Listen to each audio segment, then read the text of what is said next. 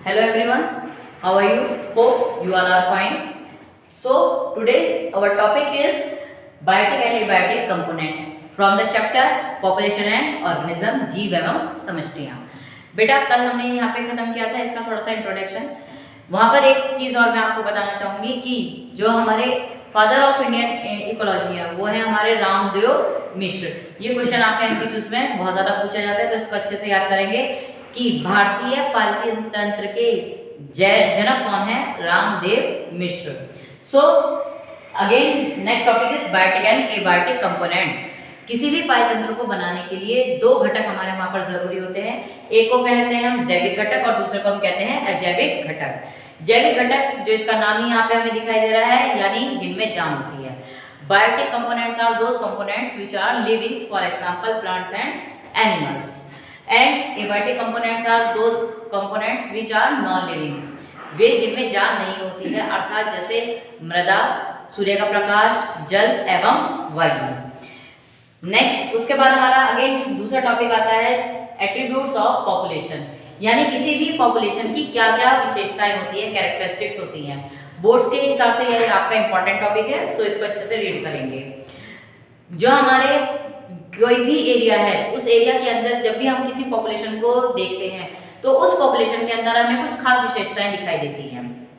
कौन कौन सी हैं? First of all the birth rate, then death rate, then sex ratio and fourth one is age pyramid या आयु पिरामिड। किसी भी पॉपुलेशन के अंदर जन्म दर को, मृत्यु दर को, लिंग अनुपात के, हम सभी जानते हैं जो जनसंख्या होती है जीवों की उसमें जीव नर भी होते हैं और मादाएं भी होती हैं, इसलिए थर्ड पॉइंट है हमारा लिंग अनुपात की, उस जनसंख्या में कितने नर हैं कितनी मादाएं हैं। और फोर्थ वन होता है आयु पिरामिड कि जो वहाँ पर बच्चे हैं, बूढ़े हैं, जवान हैं, उनकी जो आयु का रेशो है वो क्या होता है, तो उसी के बेस पे बात होती है हमारे आयु पिरामिड पे। अब एक एक को लेके कंसिडर करते हैं हम। First one is the birth rate या जन्म दर, तो इसे हम स्मॉल बी से रिप्रेजेंट करते हैं क्योंकि इसकी इंग्लिश कैपिटल बी से स्टार्ट हो रही है, इसलिए इसे स्मॉल बी से रिप्रेजेंट किया जाता है। फॉर्मूला होता है number of born organism upon original population, यानी किसी जनसंख्या के अंदर, किसी क्षेत्र में, किसी जनसंख्या के अंदर उत्पन्न जीवों की संख्या को जब हम वास्तविक जनसंख्या से भाग देते हैं तो हमें जन्म दर ज्ञात हो जाती है। यानी the organism of A particular area that are born in a particular time periods divided by the original population, then it is called birth rate of that population. For example, आपको एनसीईआरटी ने एक example दे रखा है, उसको अच्छे से देखेंगे। एक एग्जांपल है हमारा कि एक पॉन्ड एरिया है, एक पॉन्ड एरिया में तालाब में हमारे 20 कमल पिछले साल खिले थे लास्ट ईयर, लेकिन इस साल उसमें 8 जो कमल के फूल हैं वो नए और उग चुके हैं।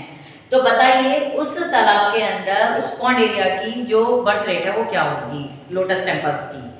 तो अगर हम स्मॉल बी को कैलकुलेट करें अकॉर्डिंग द फार्मूला, हमारे कितने नए आ चुके हैं, दैट इज द 8, और वास्तविक लास्ट ईयर की कितनी थी population, that is the 20, divide करेंगे 2/5 यानी कि 0.4। इसी तरीके से सेम हम डेथ को रेट को वहाँ पर ऑब्जर्व करेंगे कि in a particular area from the original populations the deaths are found in a particular time period is known as the death rate of that population, यानी किसी निश्चित क्षेत्र के अंतर्गत या किसी निश्चित जनसंख्या में जो वास्तविक जनसंख्या है उसमें से जितने भी जीव वो मर जाते हैं एक निश्चित समय में, उसे ही हम उस जनसंख्या की जन्म दर या मृत्यु दर कहते हैं। इसे किससे रिप्रेजेंट करेंगे? इसे हम रिप्रेजेंट करेंगे स्मॉल डी से। फॉर्मूला वही रहेगा, यहाँ पे हमने नंबर ऑफ बॉर्न लिखा था, वहां पे नंबर ऑफ डेथ कर देंगे बस कि number of death organism, number of death organism upon original population, original population. उसके बाद हम लास्ट पे आते हैं आपका इसी के हिसाब से आपका न्यूमेरिकल्स हैं, नोट्स में आपको दिए गए हैं, उनको आप अच्छे से देख लेंगे। फिर आते हैं हम थर्ड वन पर, that is called our sex ratio. Sex ratio क्या है? हमारा लिंग अनुपात। जैसे मैंने भी कहा कि किसी भी जनसंख्या के अंदर कुछ नर भी होंगे और कुछ मादाएं भी होंगी। मान लीजिए आपको उसने दिया कि एक गाँव है, एक गाँव के अंदर 100 लोग थे, 100 लोगों में से 60 आपके मेल्स थे और 40 आपकी फीमेल्स थी।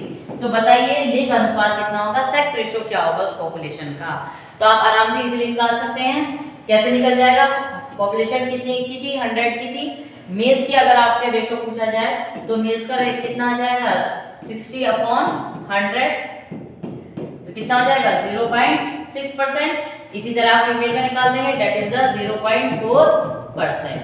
तो इस तरीके से आप किसी भी पर्टिकुलर पॉपुलेशन में सेक्स रेशियो की इजीली अचीव कर सकते हैं। Next we are talking about the age pyramids. Age pyramids या आयु पिरामिड हम किन्हें कहते हैं। अगर हम किसी पॉपुलेशन की बात करते हैं तो बेटा उस पॉपुलेशन में आपको 3 एज दिखाई देती हैं, या ये को 3 एज के जो ऑर्गेनिज्म है वो आपको वहां पर ऑब्जर्व होते हैं। First one is the pre reproductive, यानी वो ऑर्गेनिज्म जो रिप्रोडक्शन में अभी एंटर नहीं कर पाए हैं, जो हमारे छोटे बच्चे होते हैं, आपका यंग स्टेज से जो पहले के बच्चे रहते हैं, एज वाले बच्चे, they are known as the pre reproductive organism and the age of that organisms are known as pre reproductive age. Second one is reproductive age, यानी वो ऑर्गेनिज्म जो अब रिप्रोडक्शन कर सकते हैं, यानी वो रिप्रोडक्टिव एज के अंदर एंटर कर चुके हैं। And last one is post reproductive age, वो ऑर्गेनिज्म जो अब रिप्रोडक्शन नहीं कर सकते हैं।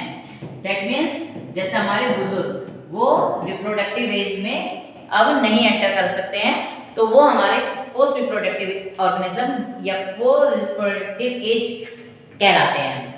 तो इनके बेसिस पर हम एज पिरामिड्स को कैलकुलेट करते हैं कि किस पॉपुलेशन के अंदर किस ऑर्गेनिज्म का रेशियो जो है वो ज्यादा होता है या कम होता है।